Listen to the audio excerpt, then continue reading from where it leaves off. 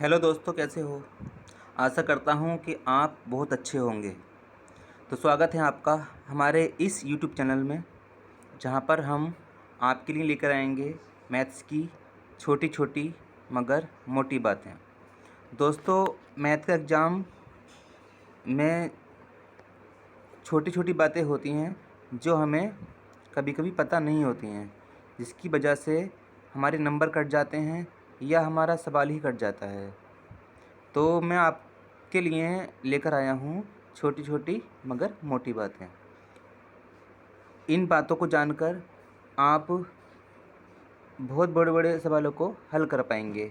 तो ठीक है, शुरू करते हैं। आपका समय न लेते हुए मैं बात को शुरू करता हूँ। छोटी छोटी मगर मोटी बातें। तो आज का हमारा टॉपिक है चर और अचर संख्याएं। दोस्तों, चर और अचर संख्याएं हम बचपन से ही पढ़ते हुए आते हैं।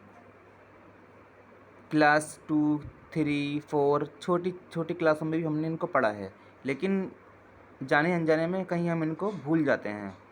तो मेरा एक छोटा सा प्रयास है आपको इनको समझाने का। चर संख्याएं। चर संख्याएं वे संख्याएं होती हैं जिनके मान बदलते रहते हैं, यानी कि किसी प्रश्न में इनका मान कुछ और होता है और किसी अन्य प्रश्न में इनका मान कुछ और होता है। जैसे X, Y, Z, P, Q, R इत्यादि। ठीक है दोस्तों।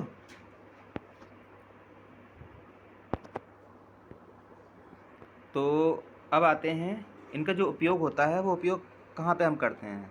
जैसे किसी सवाल में कोई भी संख्या अज्ञात है, तो उस अज्ञात संख्या को ज्ञात करने के लिए हम कोई भी एक चर संख्या मान लेते हैं। या तो x मान लेते हैं, या y मान लेते हैं, या z मान लेते हैं, या p, q, r a to z कुछ भी मान सकते हैं। हम कोई बाउंडेशन नहीं है कि हमें x ही मानना है, y भी मान सकते हैं, z भी मान सकते हैं। जैसी हमें सुविधा हो, जैसा हमें अच्छा लगे, वैसा ही हम इसको मान सकते हैं। और ये जो मैं आपको बताता चलूँ, ये चर संख्याएँ जो होती हैं ये कोई नई संख्या नहीं होती हैं। इन संख्याओं में जो सामान्य संख्याएँ होती हैं, जैसे 2, 4, 6, 8, वो छिपा होता है। यानी कि चर संख्या का मान 2 भी हो सकता है, 3 भी हो सकता है, 4 भी हो सकता है, लेकिन हमें कंफर्म नहीं होता कि उसका मान एक्चुअल में क्या है। एक्चुअल में हमें सवाल को हल करने के बाद में ही वास्तविक संख्या मिल पाती है। तो आई होप आप इस चर संख्याओं के टॉपिक को समझ गए होंगे। तो आइए अब आगे चलते हैं। अचर संख्याएं किसे कहते हैं? वे संख्याएं जिनके मान कभी भी नहीं बदलते, न किसी देश में, न किसी अन्य देश में, न समय के साथ। हमेशा उनके मान फिक्स रहते हैं, यानी उनकी खुद की वैल्यू, उनका खुद का मान नियत होता है, फिक्स रहता है। तो वे सभी संख्याएं अचर संख्या कहलाती हैं। जैसे 1, 2, 4, 6, 8, 10, 12, 15, 16, 100, 500, 1000, 1/2, 1/4, 1/9, 1/10, -10, -50, जितनी भी संख्याएं हैं ये सब की सब कैसी संख्याएं हैं? अचर संख्याएं हैं। तो मैं आशा करता हूँ आप ही अचर संख्या वाला टॉपिक समझ गए होंगे।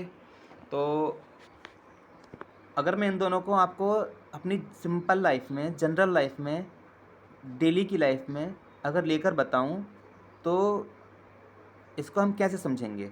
जैसे हम एक दुकान पर गए और दुकान पर जाकर दुकान वाले से हमने कह दिया कि भैया हमें x आम दे दो। तो दुकान वाले को पता नहीं है x कितना होता है, तो वो आपको कितने भी आम दे सकता है। आप उससे ये नहीं कह सकते कि आपने इतने आम क्यों दिए। अगर आपने x कहा है तो वो 2 भी दे सकता है, आपने x कहा है तो वो 4 आम भी दे सकता है, 5 आम भी दे सकता है, और आपको 0 आम भी दे सकता है। आप उससे कुछ कह नहीं सकते, क्योंकि आपने x बोला है और x का मान तो कुछ भी हो सकता है। यदि हम किसी अन्य दुकान पर जाएं और उससे हम कहें कि भैया हमें x आम दे दो, तो वो दुकान वाला भी क्या करेगा, आपको मतलब कितने भी आम दे सकता है, आप उससे मना ही नहीं कर सकते, क्योंकि x का मतलब उसे पता ही नहीं कितना होता है। इसी तरह से अन्य दुकान पर जाओगे तो वो आपको कितने भी आम दे सकता है, अर्थात कितनी भी वस्तुएं आपको दे सकता है। और यदि हम उससे ये कहें कि भैया हमें 10 आम दे दो, 10 आम चाहे हम इंडिया में लेने जाएं, चाहे अमेरिका में लेने जाएं, चाहे पाकिस्तान में लेने जाएं, हमें 10 ही आम मिलेंगे। तो 10 का मतलब 10 ही है। अगर हमने 5 बोला है तो 5 ही है, 6 बोला है तो 6 ही है, 7 बोला है तो 7 ही है। तो इस प्रकार हम चर और अचर संख्याओं के कंसेप्ट को अच्छी तरह से समझ पाए हैं। ठीक है दोस्तों, तो आशा करता हूँ आपको ये मेरा छोटा सा प्रयास अच्छा लगा होगा, और यदि आपको ये मेरा प्रयास अच्छा लगा हो तो प्लीज़ लाइक, शेयर और सब्सक्राइब कीजिए। बहुत बहुत धन्यवाद।